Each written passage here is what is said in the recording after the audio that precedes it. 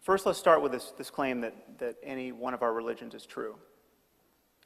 There are at least two problems with taking this path. The first is they can't all be true. I mean, this is something that Bertrand Russell pointed out 100 years ago. Even if we knew that one of our religions was perfectly true, I mean, even if we knew this was God's multiple choice exam, is it A, Judaism, B, Christianity, C, Islam? Even if we knew one was perfect, given the bewildering profusion of doctrines on offer, and given their mutual incompatibility, every believer should expect damnation purely as a matter of probability.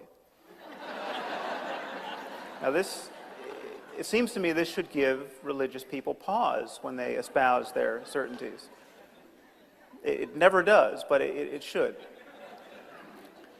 But the deeper problem with arguing for the truth of any religion is that the evidence for our religions is either non-existent or terrible. And this subsumes all claims about the existence of a personal God, the divine origin of certain books, the virgin birth of certain people, the veracity of ancient miracles. I mean, take Christianity as an example. Christianity is founded on the claim that the gospel account of the miracles of Jesus is true. There are certain Christians that may want to hedge their bet here, but most Christians, most of the time, take some complement of these miracles as true, and most important seems to be the resurrection. Now, the problem with this is that the only thing that testifies to these miracles ever having occurred is the gospel. There's no extra-biblical description of these events.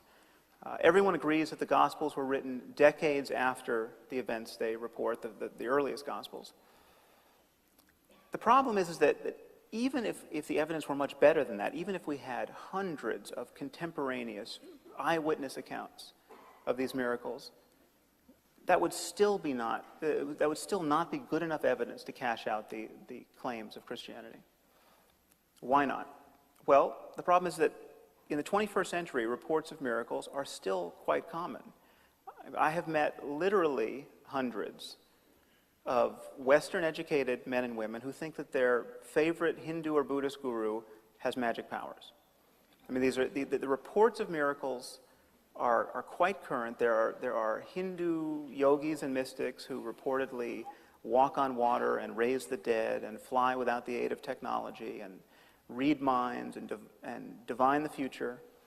You take someone like Satya Sai Baba, the South Indian guru. All of these miracles are attributed to him. He even claims to have been born of a virgin, which incidentally is not such a rare claim in the history of religion or in history generally. Genghis Khan was supposedly born of a virgin. Alexander the Great was born of a virgin. I mean, parthenogenesis does not guarantee that you're going to turn the other cheek, apparently.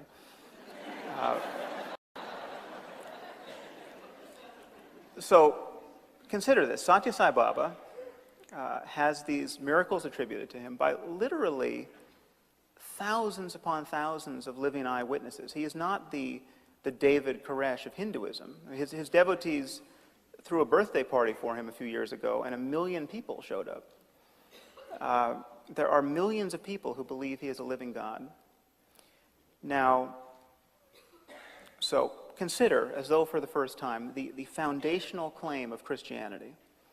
The claim is that miracle stories of a sort that surround a person like Satya Sai Baba today, and which are compelling to no one apart from his devotees, suddenly become especially credible if you place them in the pre-scientific religious context of the first century Roman Empire, decades after their supposed occurrence. So Satya Sai Baba's miracles don't even merit an hour on the Discovery Channel.